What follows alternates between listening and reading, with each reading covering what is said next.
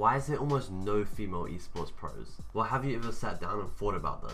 Is there even one female pro in, like, say, the top 100 in Fortnite, or even top 1,000 in Fortnite, for example? But why is that? Well, you're probably seeing people talk about the fact that they might receive more hate or less support, which, while fair enough, I'd actually say that's true to an extent. But no matter who you are in the esports scene, you still receive hate and people trashing on you while you're becoming a pro, while you're bad, and then you still receive it while you're a pro. Yeah, shut the fuck up, you fucking cunt. Hamster, I was with your mom last night. Tell her I'm sorry I couldn't make it tonight, yeah?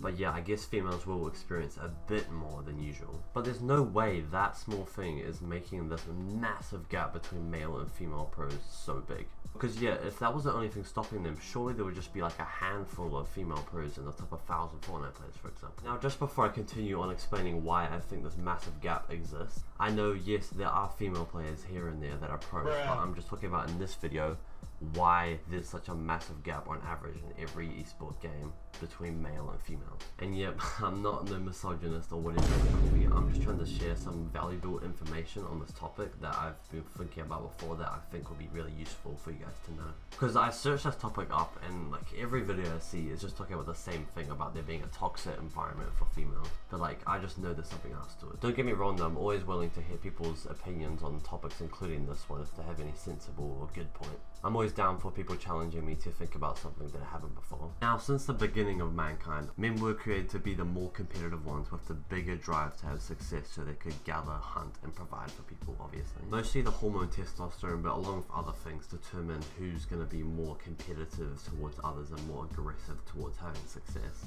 And yeah, well, obviously men have way more testosterone on average, so there's definitely going to be more of what I just said. But yeah, if you disagree with basic biology and the existence of hormones, then I guess you can just click off this video now. So my point is, since males have a way higher level of testosterone than females, they'll obviously have way higher of a drive and find it way more easier to like push through all the hardship, all the people trashing on them, all the bad times, so they can get the success that they want. Now, I'm not saying that makes it physically impossible for a female to do what the guy can do, but I'm just saying it's way more likely for a guy to do it because of how he's made, obviously, and the abundance of testosterone that they have on average compared to a female. This is also the answer to like why most big industries are all male dominated as well. There's always a reason to statistics, it's not random. If the reason for there to be not much females in male dominated industries is because it's male dominated and that makes it hard for them, then why is it male dominated in the first place? And also, just to actually give you guys some value from this video, this should be a very good lesson on why you should try to do everything possible to increase your testosterone levels,